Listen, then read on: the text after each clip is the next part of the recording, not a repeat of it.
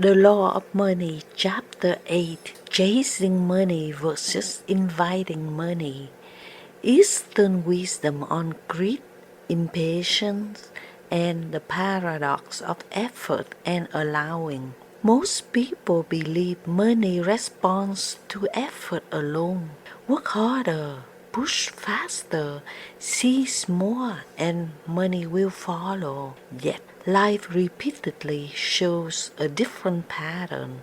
Some people exert enormous effort and remain financially anxious, while others move with calm consistency and experience steady abundance.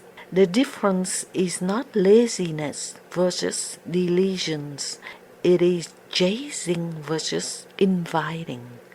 This chapter is not about storytelling or motivational slogans.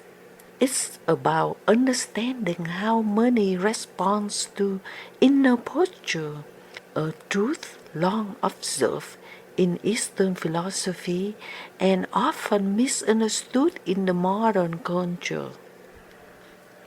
Chasing money, a state of inner urgency. Chasing money is not defined by action, it is defined by urgency. A person can be busy without chasing.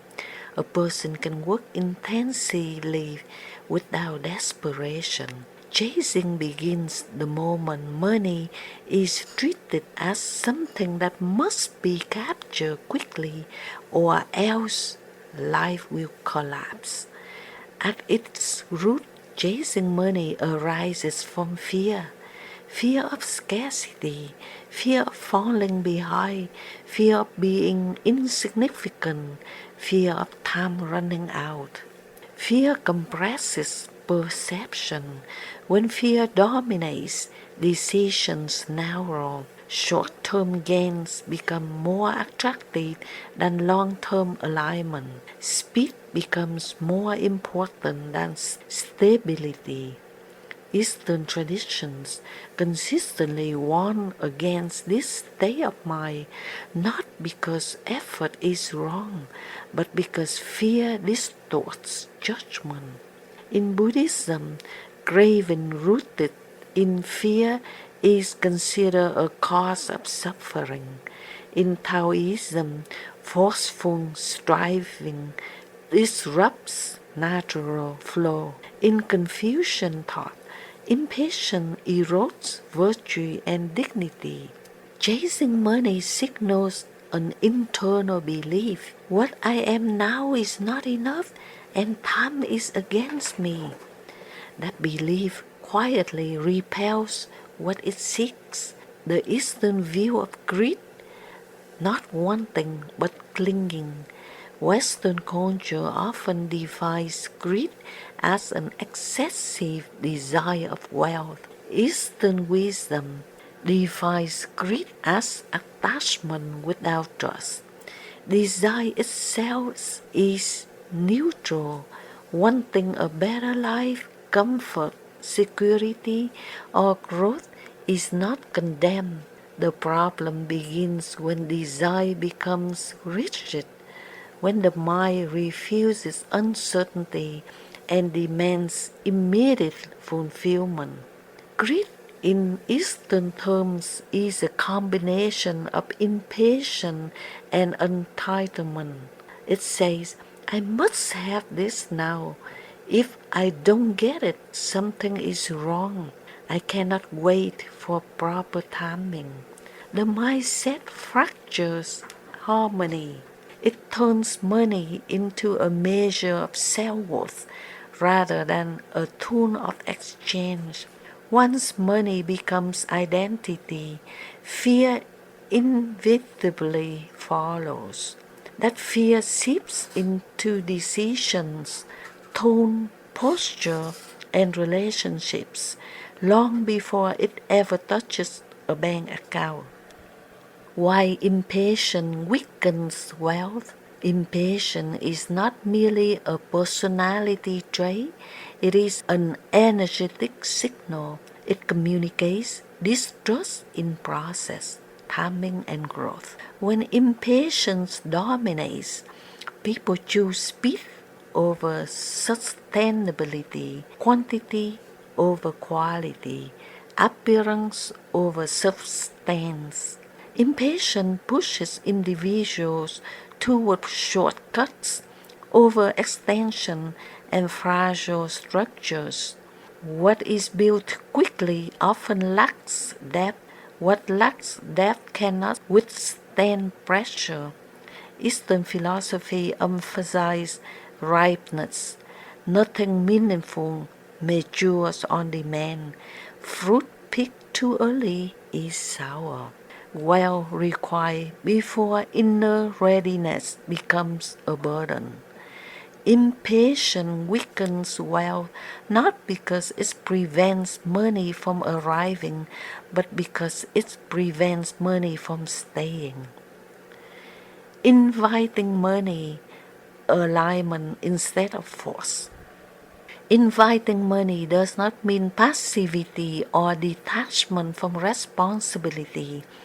It means alignment between effort and inner state. The invitation is built on self-respect, patience, consistency, trust in gradual growth. Inviting money assumes if I cultivate value, integrity, and steadiness, money will respond in time. This posture does not rush outcomes, it focuses on correct action rather than immediate reward. In Taoist philosophy, the concept of Wu Wei, often misunderstood as doing nothing, actually means effortless right action. Action that does not fight reality. Action that works with natural rhythm instead of against it. Inviting money is an action without inner tension. The paradox. Effort without forcing. This is where many people struggle. They assume they must choose between striving hard or letting go completely. Eastern wisdom rejects this form dichotomy. The paradox is simple but difficult. Work diligently but release control over timing. Prepare thoroughly but accept uncertainty. Desire improvement but detach from obsession. Effort is required, attachment is not. The moment effort becomes fused with anxiety, it loses clarity. The mind narrows, creativity diminishes, and judgment weakens. True effort is calm. True progress feels steady, not frantic. Money responds better to crowded effort than to desperate motion. Why desperation repels opportunity?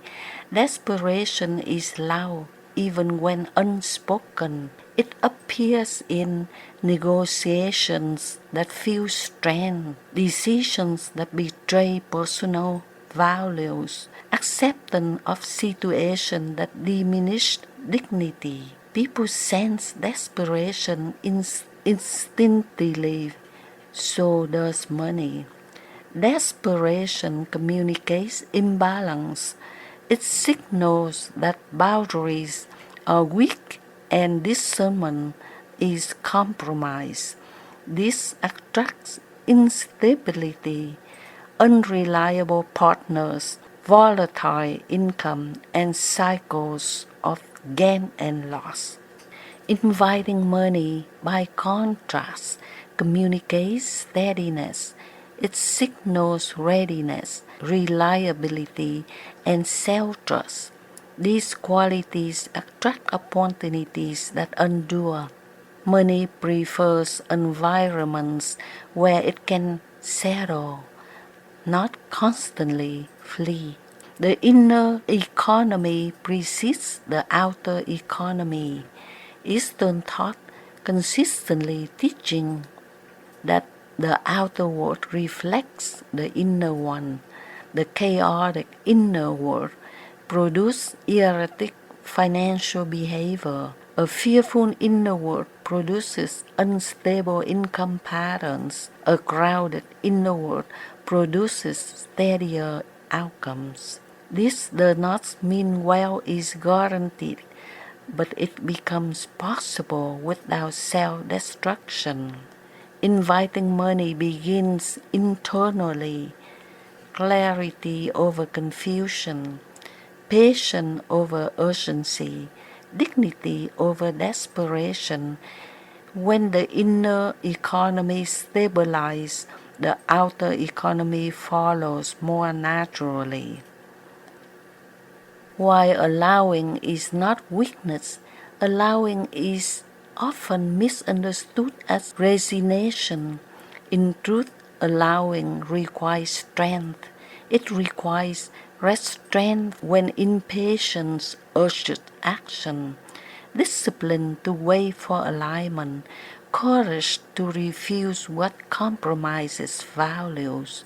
Allowing means trusting that correct action accumulates even when results are not immediately visible.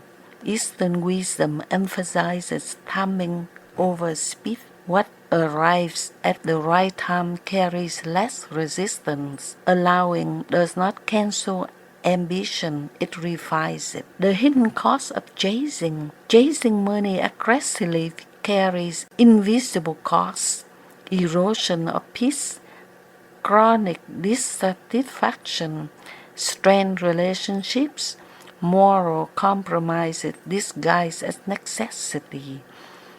And when financial success is achieved, these costs linger. Inviting money prioritizes wholeness, wealth become integrated into life rather than dominating it. There is room for rest, reflection, and connection. Eastern philosophy consistently reminding us what costs your peace is too expensive. Money follows character more than speed. Speed impresses, character sustains. Money is not blind, it accumulates where systems are stable, relationships are trustworthy, and decisions are thoughtful. Inviting money is not about doing less. It is about becoming more patient, more discerning, more grounded. As character deepens, financial patterns often stabilize without force.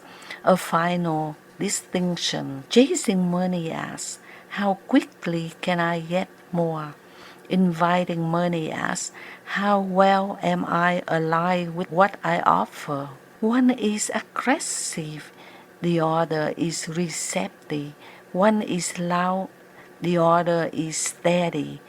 Eastern wisdom does not romanticize property nor condemn success.